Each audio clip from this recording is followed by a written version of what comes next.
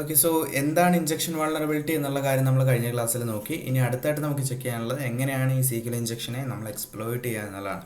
So ഇതിന് വേണ്ടിയിട്ട് ഞാൻ യൂസ് ചെയ്യുന്ന ടാർഗറ്റ്, ഇവിടെ യൂസ് ചെയ്യുന്ന ടാർഗറ്റ് ഒവാസ്പ് BWA അല്ലെങ്കിൽ ഒവാസ്പ് ബ്രോക്കൺ വെബ് ആപ്ലിക്കേഷൻ എന്നൊരു ആപ്ലിക്കേഷനാണ്.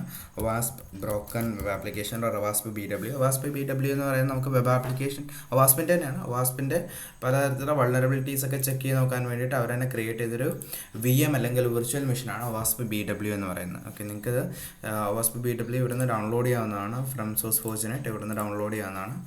So it's A very good thing. നമുക്ക് ഒരുപാട് ടാർഗറ്റുകൾ അതിനകത്ത് അവൈലബിൾ ആണ്. പലതരത്തിലുള്ള അറ്റാക്കുകൾ അല്ലെങ്കിൽ എങ്ങനെയാണ് ഓരോ തരത്തിലുള്ള അറ്റാക്കുകൾ ചെയ്യേണ്ടതെന്ന് നമുക്കിത് വെച്ചിട്ട് പഠിക്കാം. നിങ്ങൾക്ക് ഇവിടുന്ന് ഡൗൺലോഡ് ചെയ്യാവുന്നതാണ്. ഓക്കെ, ആൻഡ് സോ ഞാനത് ഓൾറെഡി ഡൗൺലോഡ് ഇൻസ്റ്റാൾ ചെയ്തിട്ടുണ്ട്. Let me turn on it. ഒവാസ്പ് BW.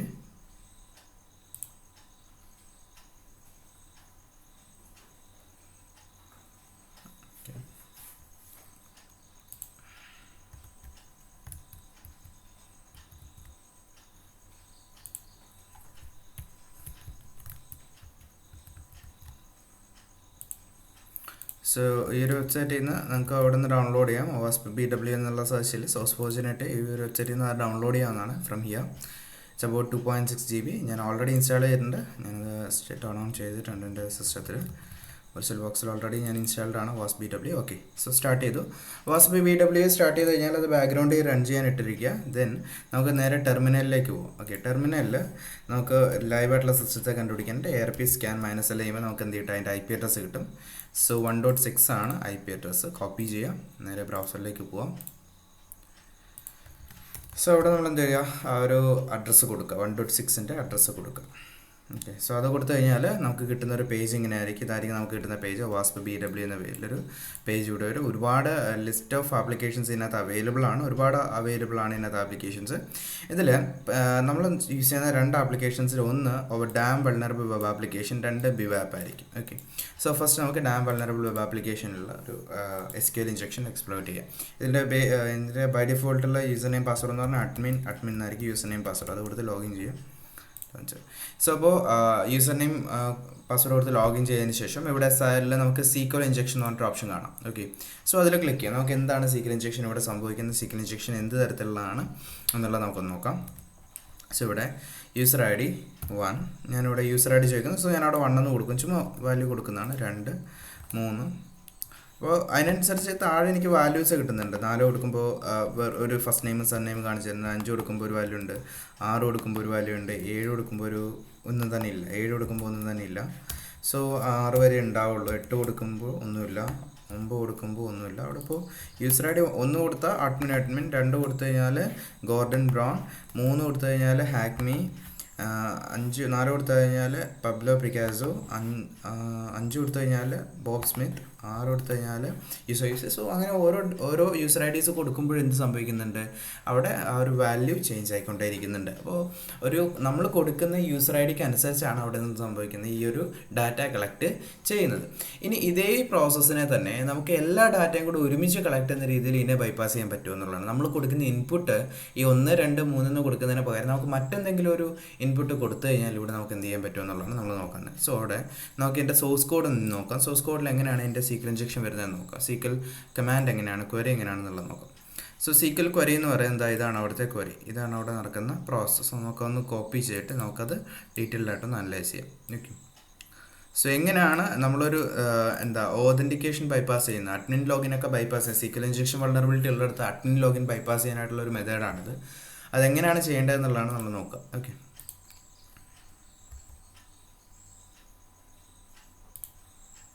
ഞാൻ ഓൺലൈനായിട്ടുള്ള തന്നെ ഒരു നോട്ട് പാഡ് യൂസ് ചെയ്യാം. Online note pad.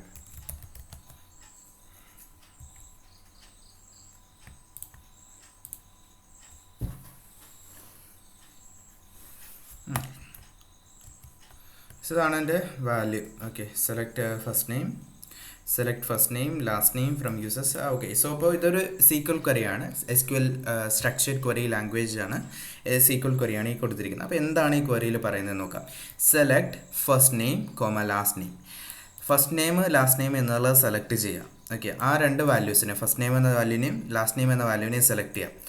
എവിടെ നിന്ന് സെലക്ട് ചെയ്യുക? ഫ്രം യൂസേഴ്സ് എന്ന ടേബിളിൽ നിന്ന് സെലക്ട് ചെയ്യുക. ഇവിടെയാണ് നമ്മൾ സീക്വലിൻ്റെ ഒരു വർക്കിംഗ് സ്ട്രക്ചർ മനസ്സിലാക്കേണ്ടത്. അതായത് ഒരു ടേബിളായിട്ടാണ് സ്റ്റോർ ചെയ്യുക, ഒരു ടേബിൾ. ഈ ടേബിൾ, നിങ്ങളൊരു ടേബിൾ ഇമാജിൻ ചെയ്യുക. ഈ ടേബിളിനകത്ത് നമുക്ക് എന്തുണ്ടാവും? ഒരു ടേബിളിനകത്ത് റോസ് ഉണ്ടാവും, കോളംസ് ഉണ്ടാവും, അല്ലേ? അപ്പോൾ ഇതുപോലെ തന്നെ ഇതിനകത്ത് എന്തുണ്ടാവും? ഒരു ടേബിൾ എടുത്തു കഴിഞ്ഞാൽ ആ ടേബിളിൽ ഇന്ന റോയിൽ അല്ലെങ്കിൽ ഇന്ന കോളത്തിൽ ഇന്ന ഡാറ്റ. ഓക്കെ, ഒരു ടേബിൾ, അതിനകത്ത് ഇന്ന കോളംസ് ഉണ്ടാവും, ആ കോളത്തിൽ ഇന്ന ഡാറ്റാസ് ഉണ്ടാവും. ഓക്കെ, അങ്ങനെയാണ് ഇതിൽ സ്റ്റോർ ചെയ്ത് വെക്കുക. അപ്പോൾ ഒരു ടേബിളിൽ നിന്നാണ് എന്ത് ചെയ്യുക? ഈ ഡാറ്റ കളക്ട് ചെയ്യുക. ടേബിളിലെ ഇന്ന കോളത്തിൽ നിന്നുള്ള ഡാറ്റയാണ് കളക്ട് ചെയ്യുക. ഇനി എങ്ങനെയാണ് കളക്ട് ചെയ്യുക? Select first name and last name from users എന്ന ടേബിളിൽ നിന്ന് ഫസ്റ്റ് നെയിമും ലാസ്റ്റ് നെയിമും കളക്ട് ചെയ്യുക. എപ്പോൾ? അത് എപ്പോഴാണ് കളക്ട് ചെയ്യേണ്ടത്? അതാണ് അടുത്ത പറയുന്നത് വേർ. എപ്പോഴാണ് നമ്മളത് കളക്ട് ചെയ്യേണ്ടത്? എപ്പോൾ? User I D equal to something, user I D equal to 1 or user I D equal to 2. നമ്മളിവിടെ $ID which is a variable. I D എന്നത് ഒരു വേരിയബിളാണ്. എത്രയാണോ നമ്മൾ കൊടുക്കുന്ന വാല്യൂ, 1 അല്ലെങ്കിൽ 2 അല്ലെങ്കിൽ 3, 4, 5, അങ്ങനെ നമ്മൾ കൊടുക്കുന്ന വാല്യൂവിനനുസരിച്ച് എന്ത് ചെയ്യുക? ഒരു പെർട്ടിക്കുലർ വാല്യൂവിനെ സെലക്ട് ചെയ്യുക. ഇപ്പോൾ ഞാനിവിടെ 1 കൊടുക്കുകയാണെങ്കിൽ ഇവിടെ ഇങ്ങനെ ആയിരിക്കും വരും. അപ്പോൾ എന്ത് സംഭവിക്കും? ഞാൻ 1 എന്ന് കൊടുക്കുന്നു. 1 എന്ന് കൊടുക്കുമ്പോൾ select first name last name from users where user I D equal to 1. അപ്പോൾ എന്ത് ചെയ്യും?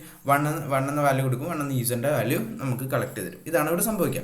ഇനി ഇതിനെ തന്നെ നമ്മൾ എങ്ങനെയാണ് മലീഷ്യസ് ആയിട്ടുള്ള ഒരു ക്വറിയാക്കി മാറ്റുന്നത്? എങ്ങനെയാണ് ഇവിടെ ഒരു ബൈപ്പാസ് അല്ലെങ്കിൽ ഒരു ഓതൻറ്റിക്കേഷൻ ബൈപ്പാസ് നമ്മൾ എങ്ങനെയാണ് ചെയ്യുന്നത് എന്നുള്ളത് നോക്കാം. ഓക്കെ, സോ ഇവിടെ 1 എന്നുള്ളൊരു വാല്യൂ ആണ് എന്തെന്ന് എടുക്കുന്നത്. ഒരു 1 എന്ന വാല്യൂ വരുമ്പോഴാണ് ഈ വാല്യൂസ് കളക്ട് ചെയ്യുന്നത്. അതായത് ഇവിടെ ഈ വേർ എന്ന കണ്ടീഷൻ, ഈ ഒരു കണ്ടീഷൻ 1 കൊടുക്കുമ്പോൾ ട്രൂ ആവും. ഓക്കെ, അതൊരു ട്രൂ കണ്ടീഷനായി. അങ്ങനെ ഒരു ട്രൂ കണ്ടീഷൻ ആകുമ്പോൾ, അതായത് ഇത് ട്രൂ ആകുമ്പോൾ മാത്രമാണ് ഈ വാല്യൂ ലോഡ് ചെയ്യുന്നത്.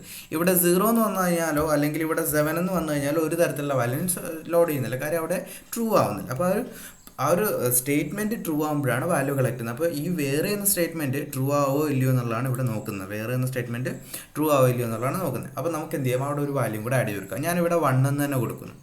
ഓക്കെ, 1. അത് കഴിഞ്ഞിട്ട് ഞാൻ ഇവിടെ ഇപ്പോൾ ഇവിടെ ഏറ്റവും കൂടുതൽ ശ്രദ്ധിക്കേണ്ട ഈ കോഡ്സിനെയാണ്. ഈ കോഡ്സ് എത്രത്തോളം ഉണ്ട് എന്നുള്ളതാണ് നമ്മൾ ഏറ്റവും കൂടുതൽ ശ്രദ്ധിക്കേണ്ടത്. Okay, 1 single quote, then 1 single quote or single quote 1 single quote equal to single quote 1. ഞാൻ ഇങ്ങനെ കൊടുക്കുന്നു. സിംഗിൾ കോട്ട് 1 ഈക്വൽ ടു, ഇവിടെ ഞാൻ ഇങ്ങനെ കൊടുത്തു കഴിഞ്ഞാൽ ഞാൻ കൊടുത്ത എന്താണ്? ഞാൻ കൊടുത്ത വാല്യൂ എന്ന് പറയുന്നത് ഇങ്ങനെയായിരുന്നു. ഞാൻ കൊടുത്ത 1 single quote or single quote 1 single quote equal to single quote 1. Okay, ഇവിടെ ഈ ഒരു വാല്യൂ ഞാൻ ഈ ഒരു പൊസിഷനിലേക്ക്, എവിടെ ഈ ഒരു വാല്യൂ ആണ് ഞാനിവിടെ കൊടുത്തിരിക്കുന്നത്.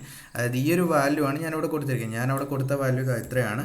ഇവിടെ നോർമലി ഉള്ള വാല്യൂ എന്താണ്? നോർമലി ഉള്ള വാല്യൂ $ID. ഇതാണ് അവിടുത്തെ ഉള്ള ഒരു വാല്യൂ, നോർമൽ വാല്യൂ. ആ $IDയുടെ സ്ഥാനത്ത് ഈ ഒരു വാല്യൂവിന് ഞാൻ ഈ $IDയുടെ സ്ഥാനത്ത് കൊടുക്കുന്നു. $IDയുടെ സ്ഥാനത്ത് ഈ വാല്യൂ കൊടുത്തപ്പോൾ എന്തായി? ആ സ്റ്റേറ്റ്മെൻറ്റ് ഒന്ന് വായിച്ചു നോക്കിയേ. User I D equal to 1 എന്നുള്ള ഒരു സ്ട്രിങ് ആണ്. 1 എന്ന് പറയുന്നത് ഒരു സ്ട്രിങ്ങിനെയാണ് നമ്മൾ സിംഗിൾ കോട്സിനകത്ത് കൊടുക്കുക. സിംഗിൾ കോട്സിനകത്താണ് 1 അല്ലേ? അപ്പോൾ user I D equal to 1. അത് കഴിഞ്ഞാൽ പിന്നെ ഓർ എന്നൊരു സ്റ്റേറ്റ്മെൻ്റ് ആണ്. ഓർ അല്ലെങ്കിൽ user I D equal to 1 ആവണം, അല്ലെങ്കിൽ $1 അല്ലെങ്കിൽ 1 എന്ന വാല്യൂ വീണ്ടും കൊടുക്കുന്നു, ഈക്വൽ ടു 1. ഇതെല്ലാം സിംഗിൾ കോട്സിനകത്ത് വന്നു. അതല്ലേ 1 ഈക്വൽ ടു 1.